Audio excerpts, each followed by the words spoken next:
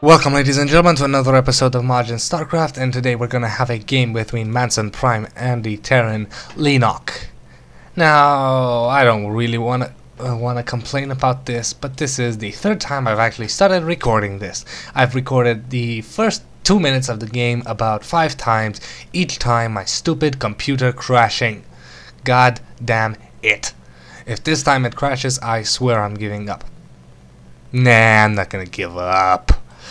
Anyway, getting back, after yesterday's awesome game between me and some random dude where I marauder rushed him, I decided to cast something a little bit more entertaining, I hope.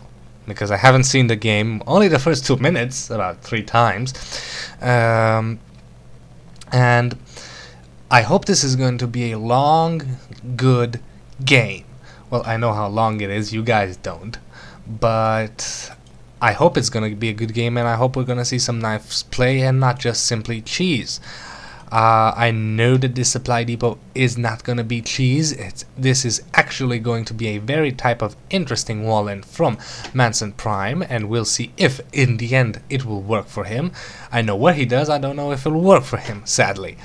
Meanwhile, the Zerg is getting out overlords and pumping out drones and SCVs, so everything is hunky-dory for both players at the moment. However, this drone will decide to attack the supply depot and probably gonna do a little bit of damage before any SCVs are being pulled off. This poor SCV isn't allowed to stay here for scouting, so it's being sadly pulled away and scared away by this little drone. So drone versus SCV. So now this SCV is just running around here. Meanwhile, we have an SCV building a command center, so as I said, a very interesting wall in, while the drone is being chased off by an SCV. So we have early expansions for both players, and we'll see if the econ game works and who it will benefit. Early game, I have to say it'll benefit the Zerg, because better econ means a faster pumping out of units, but late game, I think that the Terran will be able to hold the fort and push out with a lot better unit composition. And this is interesting, I haven't seen this. And we have a SCV going down. I haven't actually reached this point, so the drone actually managed to slow this command center by a lot. We have another SCV being pulled off of this barracks to continue the building of the command center, and I think this SCV might fall too. No, it's going to be pulled off, and another SCV coming here. So far we've had 3 SCVs building this, and a 4th one actually dying. These two gonna repair each other. The command center is, the barracks is done, a marine is almost out, we have a second supply depot finally out, but that means that our poor MansonPrime is supply blocked and 2 SCVs chasing off the drone, and now the drone is going to run away. We have 2 queens on the way, so queens are going to pump up a lot of larva, and we have 4 Zerglings, 4 Zerglings on the map. We have an overlord here and an overlord here, so map control is attributed to our Zerg player, and there is one command center gonna be transformed into an orbital relay. Let's see what this second one will do. And second one gonna be transformed into an orbital command as well. So there are 3 marines here to defend this from the Zerglings, so the Zerglings will pretty much won't do anything except get shot in the face with a rifle, with a C-14 Gauss rifle, and this overlord just slightly moving in here but then backing out. Let's see, did he actually see anything? No, he hasn't seen anything. He doesn't know how many barracks are up, and our green player doesn't know anything about the Zerg, so we're pretty much safe. So the wall-in being redone with a barracks, the orbital command landing here, and there's a bunker on the way, transitioning SCVs, there's a mule here, but if we look at the income, we have 29 harvesters, over 19, and the Zerg is just up ahead by a lot. Only 1 gas for both players at this time. Mules barely keeping up with that income. As you see, mules do a lot of income, and this is Terran just slightly overcoming that deficit just a little, but then again the Zerg has been on a constant 1000 while the Terran is using mules. And now we have another barracks. So we have our 4th racks reinforcing a gigantic wall. We have a marauder here, and Zerglings are gonna run in here, start assaulting these SCVs just a little.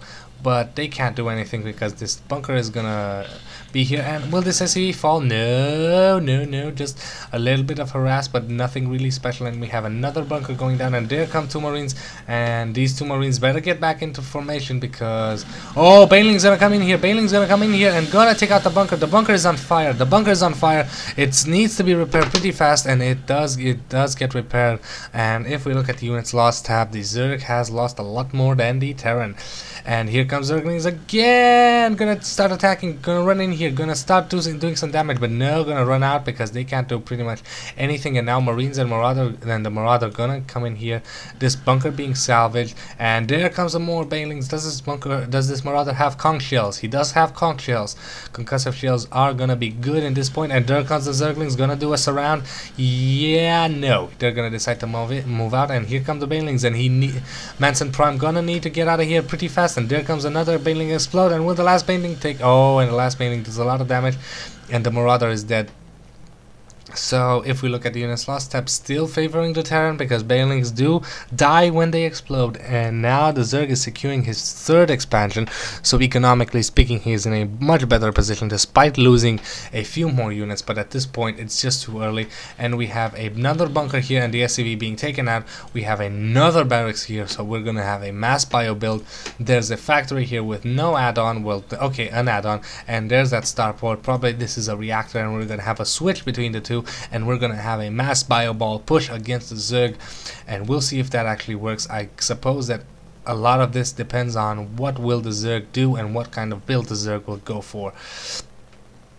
Meanwhile, if we look at the production tab, we have layer and we have infestation pits, so we might actually see the layer is up, and the layer is actually mutating into a hive. So with the infestation pit, we might see some awesome infestor play with that fungal growth. Always a fun mechanic to watch. What the hell are these worms? Ew. Okay, these are supposed to be caverns, not worm things. Yeah, that was really witty on my part, wasn't it?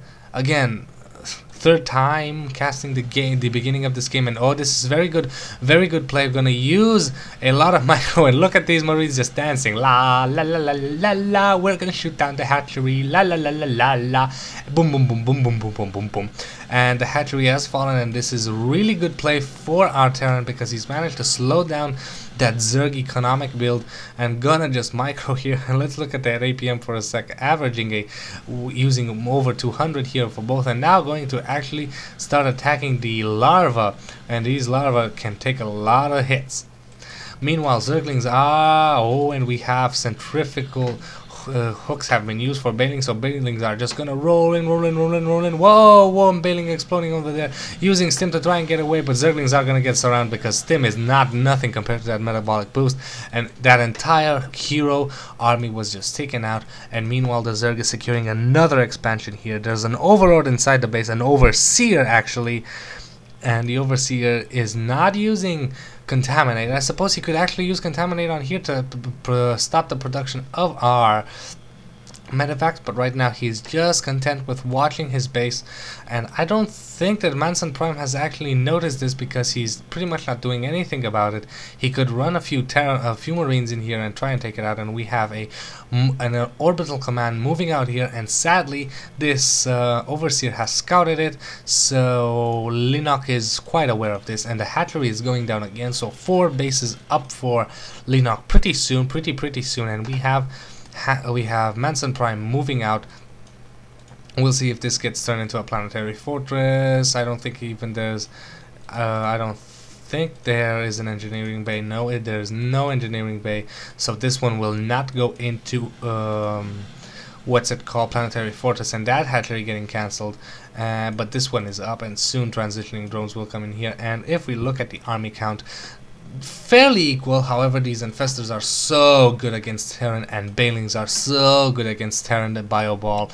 So right now Leenock is in a much better position because of his better unit composition. We only have Marine Marauders. I guess what he could do is try and pick them up, and there is stim used to run away, but we'll see if these infestors, there is no neural parasite, so